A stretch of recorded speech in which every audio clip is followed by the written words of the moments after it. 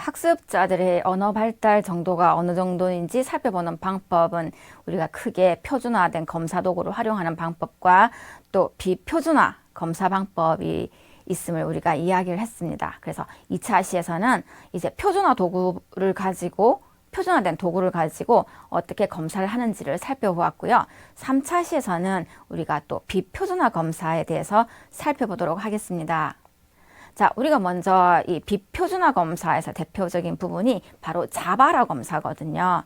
그래서 우리가 발화라고 하는 것은 이 말을 하는 우리가 행위 또 말하는 것 말을 하는 행위 이렇게 우리가 이야기하기도 합니다. 그래서 말하는 부분을 이야기하는데요. 우리가 나중에 이 어떻게 하는지 실제 보면서 이 또 우리가 자바라 라는 부분을 어떻게 봐야 될지 우리가 이해하도록 하겠습니다. 자, 그래서 이런 검사 방법을 비표준화된 검사 방법을 이제 활용을 해서 이제 학습자의 언어 수준이 어느 정도인지 또 언어 발달 수준이 또 어느 정도인지를 살펴보게 되겠습니다. 그래서 예를 들어서 또 표준화된 검사 도구를 실제 사용하기 어려운 또 장애가 있는 장애 정도가 좀 심한 학습자나 또 그렇지 않은 학습자들에게 또 사용을 할 수가 있거든요. 자, 그래서 자바라 검사인 경우는 이제 일상적으로 이제 학습자가 이야기할 때 이제 그걸 이제 우리가 녹음을 하거나 또 이렇게 기록을 해서 이제 말 표본을 수집한다라고 얘기를 하죠. 이렇게 하는데 이제 이게 어떤 부분이 있느냐면 이제 학습자가 일상생활에 이렇게 있는데 어떻게 이야기할까? 이제 이렇게 해서 녹음을 하거나 기록을 한다고 했을 때 학습자가 자기가 평가받는다는 걸 안다? 이렇게 됐을 때는 이제 본인이 하기 어려운 단어를 회피한다라든지 또 많이 조심한다라든지 이러면은 이 실제적인 어떤 그 학습자의 발달 수준을 평가하기는 좀 어려운 부분이 생기죠. 그래서 그런 부분에 대해서 우리가 또 생각을 해봐야 되겠습니다. 그래서 이제 그 학습자가 이야기하는 부분을 이제 수집을 해야 되겠죠. 자료를. 그래서 이렇게 어떤 놀이 상황을 만든다라든지 이렇게 했을 때 놀고 있을 때 또는 엄마 아빠랑 이야기하고 있을 때 이때를 이제 영상으로 녹화를 하기도 하고 또 녹음을 하기도 하겠습니다. 그래서 근데 이제 이때 이제 이게 자연스러운 상황에서 수집을 해야 되니까요. 근데 지나치게 말을 많이 시키는 거죠. 얘가 말을 많이 해야지 내가 이게 평가가 가능한데 그래서 자꾸 말을 많이 하거나 이런 부분들은 피해야 되겠습니다. 그래서 자꾸 묻기보다는 이제 이야기를 할 때 아이가 무슨 그림을 보고 있다라고 했을 때 선생님도 이거 봤는데 선생님이 먼저 이야기를 한다라는 거죠. 그러니까 자꾸 얘기해봐 라든지 물어보거나 이런 방법보다는요. 그래서 이렇게 그냥 얘기를 검사하는 경우에 사람이 혼자 얘기를 하면 아이도 이제 이야기를 할 수가 있죠. 그래서 이런 발화를 유도하는 방법에 의해서 이제 그 학습자가 이제 이야기할 때 이런 발화들을 수집하게 되는 거죠. 그래서 이제 수집을 하게 되면 녹음을 하는 경우도 이제 빨리 이제 녹음한 자료를 갖다가 듣고 이제 타이핑을 쳐야 되는 거죠. 그걸 우리가 전사라고 이야기를 합니다. 그래서 이런 개별 발화 목록도 작성하게 되고요. 자, 이게 또 이제 말을 많이 하지 않는 경우는 즉석에서 바로 받아 쓰는 방법도 있죠. 네, 그런 방법도 있고 요즘은 이게 촬영할 수 있고 녹음할 수 있는 기기들이 원체 많으니까요. 그래서 그런 방법들을 사용할 수가 있습니다. 자, 우리가 그러면은 이 아이가 이야기를 했다, 이제 이야기의 한 덩어리가 끝이 났다라고 얘기할 때는 이제 그 학습자가 이야기를 했을 때 멈춘다라든지 어쨌든 간 마쳤음을 알 수 있을 때 어떻게 해요? 이때 하나의 발화로 본다라는 부분입니다.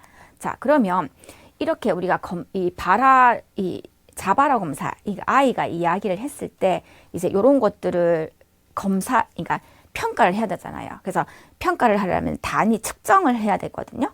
그래서 이거를 발화를 하나로 보느냐, 두 개로 보느냐, 이렇게 나누어 봐야 되는 거거든요. 그래서 이거 평가를 할 때 하나의 발화로 보느냐, 보지 않느냐, 이제 이런 것들을 구분을 해야 되거든요. 그런 것들을 구분을 해야 되는데 거기에는 이제 몇 가지 원칙들이 있거든요. 그래서 그 예시들을 같이 살펴보겠습니다. 예를 들면 그 아이가 예를 들어서 비 오면 못 놀아? 왜?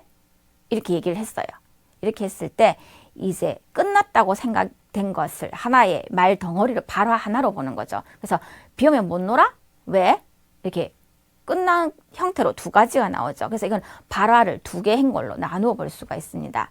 그 다음에 예를 들어서 그 다음 나오는 부분이 빵빵빵빵빵 주세요. 이렇게 했어요. 자, 이렇게 했을 때 그 계속 이렇게 반복되는 거 있을 때 이것을 끊었다고 해서 이걸 발화가 여러 개라고 보는 것이 아니고 단순 발화일 때는 최초의 하나만 이 발화된 것으로 본다라는 거죠. 발화 안에 포함을 시키는 거죠. 그래서 발화 분석할 때 사용하는 거죠. 그래서 빵빵빵빵빵 주세요 했을 때 다른 빵빵빵빵인 거는 무시하고 분석을 할 때는 이 아이가 빵 주세요라고 이야기한 것으로 해서 분석에 들어간다라는 부분입니다. 자, 그 다음 또 이어서 이제 소개되고 있는 것은요. 뭐 예를 들면 우리도 이야기를 하다 보면 자기 수정하죠. 이거 적어줘 이렇게 얘기를 해야 되는데 이거 아니 적어줘 이렇게 얘기했을 때 발화 분석이 자료가 되는 것은 이 수정한 것은 잘못된 이야기한 건 포함 안 시키고요. 맨 마지막에 최종 수정된 것만 사용하게 되는 거죠. 그래서 뭐 적어줘 요것만 되겠는 거죠. 자, 그 다음에 이제 뭐 예를 들어서 이게 단위로 발화 단위로 봤을 때 예를 들어서 뭐 주제가 바뀌었다 아니면 운율의 변화가 이렇게 클 때 너 진짜 선생님 이렇게 됐을 때 이렇게 너 진짜 좀 쉬었다 예를 들어서 그다음에 선생님 했을 때는 이거는 발화가 두 건이 되는 거죠. 그래서 이런 시간의 경과가 있었다든지 운율의 변화가 두드러졌을 때 우리가 또 발화의 단위로 나누어 준다라는 거죠. 그다음에 발화 1이 너 진짜, 그다음에 발화 2가 선생님이 되는 부분입니다. 자, 그다음에 또 우리가 살펴볼 수 있는 부분이 이제 얘가 될 수 있는 부분인데요. 똑같은 단어예요. 그런데 상황에 따라서 다르게 표현된 경우.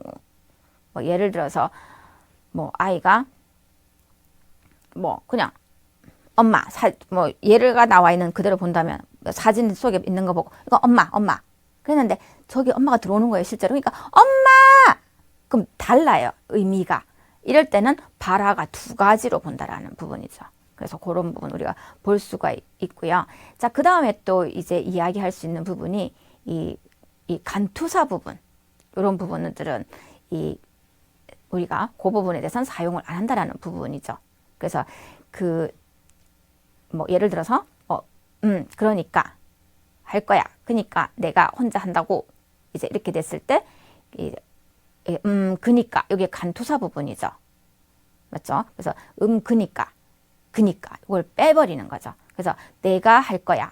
발화 하나. 그 다음에 혼자 한다고 이게 발화 2가 되는 부분입니다.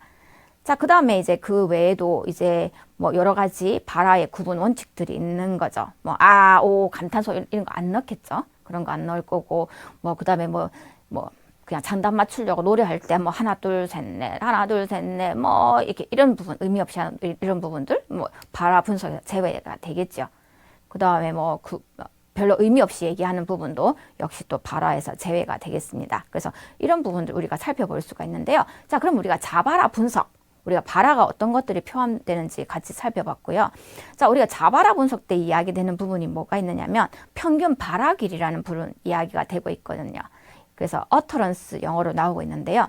이게 지금 발화 이야기하는 부분이거든요. 그래서 이런 부분들 이제 평균 발화 길이를 이야기할 때 우리가 쓸 수 있는 게 평균 형태소 길이, 그 다음에 평균 낱말 길이, 평균 구문 길이 이런 것들 이야기를 하거든요. 그 평균 발화 길이 이야기를 할 때. 자, 근데 이제 여기서 우리가 이 수업 시간에 얘기할 때는 우리가 평균 형태소 길이하고 그 다음에 평균 낱말 길이만 살펴볼 거거든요. 그래서 이제 평균 형태소 길이 이거 뭘까요? 이거는 이제 평균 요거는 어떻게 될까요? 요거는 이 발화의 형태소 수를 이제 총 발화수로 나누는 거거든요. 그러니까 이야기한 것의 그 형태소 수를 그 총 발화수로 나누는 거예요. 자, 그러면 우리가 요거 한번 살펴보기 전에 우리가 한번 이 형태소 부분 한번 우리 살펴볼까요? 예, 이거 우리 지난번에 우리가 이야기했던 부분인데요. 형태소 요걸 알아야지 이 자발화 분석을 할 수가 있거든요. 자, 그래서 이 부분이 형태소는 뭔가요? 이 의미의 최소도 아니잖아요. 더 이상 쪼갤 수 없는 거. 그래서 복습하는 거니까 우리가 빠르게 넘어갈게요. 자, 우리가 예를 들어서 하늘이 매우 푸르다 했을 때 형태소가 몇 개일까요? 자, 살펴볼게요. 자, 우리가 여기서 하늘 의미, 그 조사도 의미가 있죠. 기능이 있으니까 그다음에 매우 나누고, 그다음에 푸르 다 이렇게 나누는 거죠. 자, 이렇게 나누는데, 자, 여기서 자립, 이게 형태소가 5개가 나오죠. 그래서 자립 형태소, 이 의미를 가지고 있는 혼자서 설 수 있는 형태소는 여기서는 지금 뭐가 될까요? 하늘, 매우가 되고, 문법 형태소, 의존 형태소는 그다음에 의존, 뭔가가 있어야 되는 거, 푸르, 예, 그다음에 다 의존 형태소가 되고요. 자, 그다음에 우리가 또 실질 형태소는 뭐가 되나요? 자, 하늘, 그다음에 매우, 그다음에 푸르, 의미가 있는 거죠. 그다음에 형식 형태소는 다 문법적인 걸 나타내는 건데요. 자, 어쨌든 우리가 그 형태소의 종류는 이렇게 4가지가 있다라는 걸 살펴봤었고요. 자, 여기에서 우리가 살펴볼 수 있는 것은 하늘이 매우 푸르다를 형태소로 나누었을 때, 그죠? 그래서 그 의미의 최소 단위로 나누었을 때 하늘 끊고 끊고, 그다음 매우 끊고, 그다음에 푸르 끊고 다 이렇게 나누어 볼 수 있다라는 거 한번 점검해 보겠습니다. 자, 그러면 우리가 이어서요. 자, 그렇다면은 우리가 지금 자바라, 이 평균 발화 길이에서 평균 형태소 길이, 그죠? 그래서 MLU, M으로 표시되고 있는데요. 평균 형태소 길이를 우리가 지금 구하는 거예요. 지금 표에서 나가고 있는데, 자, 아동 발화만 보면 되는 거죠. 자, 형태소 빨리 살펴볼까요? 우리 같이. 그래서 아동이 응 했으니까 형태소 몇 개? 하나. 아빠랑 밥 먹어. 자, 여기서 형태소가 뭔가요? 아빠랑, 그 다음 밥, 그 다음 모두 5개죠. 형태소가. 그 다음에 동생도 함께. 자, 반복되는 거 빼고, 자, 분석 단위는 동생도 함께 해서 동생도 함께 형태소가 3개입니다. 아니, 네, 하나 형태소. 하고 구는 안 되잖아요. 아니, 형태소 하나예요. 그 다음에 엄마도 같이, 엄마 하나, 형태소 하나, 도 하나, 그 다음에 같이 하나. 그래서 형태소가 총 3개가 됩니다. 그래서 여기에서 우리가 그 평균 형태소 길이는 어떻게 되나요? 평균 형태소 길이는 이 형태소 13개 합 나누기, 그 다음에 총 발화의 수 5가 되겠습니다. 5개 얘기했잖아요. 그죠? 맞나요? 하나, 둘, 셋. 맞죠? 하나, 둘, 여러분 하려 보니까 발화 5개 맞죠? 네, 이렇게 계산이 됩니다. 자, 그러면 우리가 이어서 그 평균 낱말 길이는 또 어떻게 할까요? 요거는 발화의 낱말수를 뭐로 나누면 될까요? 총 발화수로 나누면 되겠죠. 그래서 여러분들이 여기 화면에서 보고 있는 것처럼 어떤가요? 낱말이 지금 총 몇 개가 나오는가요? 낱말. 거기서 이 아이가 한 데서. 그죠? 그러니까 총 보니까 12개인 거예요. 여러분들 헤아려 보겠죠? 낱말은 헤아리기가 빠르죠. 그죠? 띄어져 있는 부분들을 이게 여러분들이 어떤가요? 저기 살펴보면 되겠죠. 예, 그렇게 해서 12개. 그 다음에 어떻게 되는가요? 자, 몇 번 발화를 한 건가요? 발화가 된 거는 아이가 하나, 왜요? 할머니 집 갔어요. 용돈도 받았는데 선생님 돈 많아요? 난 돈 많아요. 이렇게 해서 총 몇 번인가요? 예, 총 5번이죠. 맞죠? 예, 이렇게 해서 총 5로 나누면 되겠습니다. 예, 그렇게 해서 평균 낱말 길이가 이제 나오게 되겠습니다. 자, 그러면 우리가 또 이런 것도 우리가 봤었고요. 또 우리가 어떤 거 살펴볼 수가 있느냐면 어휘 다양도라고 해서 그 학습자들이 얼마만큼 다양한 낱말을 쓰는가를 살펴볼 수가 있는데요. 또 이거는 어떻게 하면 될까요? 예, 낱말을 총 쓴 거 하고 그 다음에 다른 말을 사용한 비율을 살펴보게 되겠지요. 예, 그런 방법으로 또 이런 어휘 다양도를 살펴볼 수가 있습니다. 자, 그러면 이런 우리가 자바라 검사를 하고 표준화 검사를 이제 2차 시에 보고 3차 시에는 자바라 검사를 살펴봤는데요. 이런 자바라 검사하고 표준화 검사를 이렇게 우리가 다 봤을 때 그 자바라 검사의 경우는 실제적인 언어 능력 파악을 하기가 어떤가요? 이제 좀 쉽고요. 그다음 표준화 검사 같은 경우는 좀 정적인 상황에서 이루어지는 부분들이 있고 또 검사 시간을 굉장히 또 효율적으로 쓸 수 있다는 부분들이 있죠.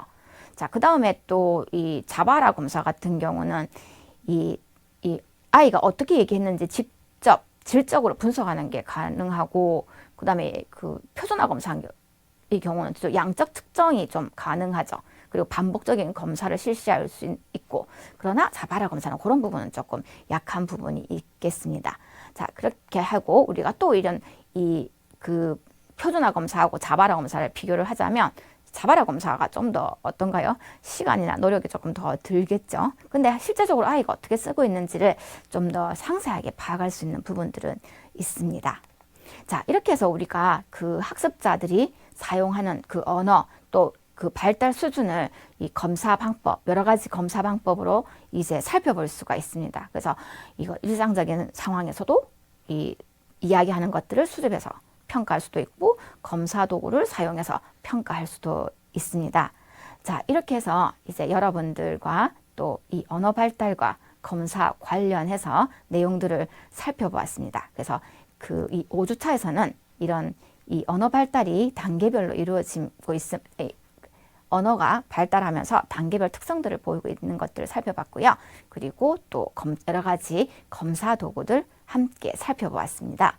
자, 여러분들 주변에서 보이는 학습자들이 만나서 이런 발달 수준에 대해서 살펴보고 싶을 때 이 목적에 맞게끔 또 대상을 연령대를 보고 또 목적에 맞는 도구를 선택을 해서 사용을 잘 할 수 있기를 바랍니다. 감사합니다.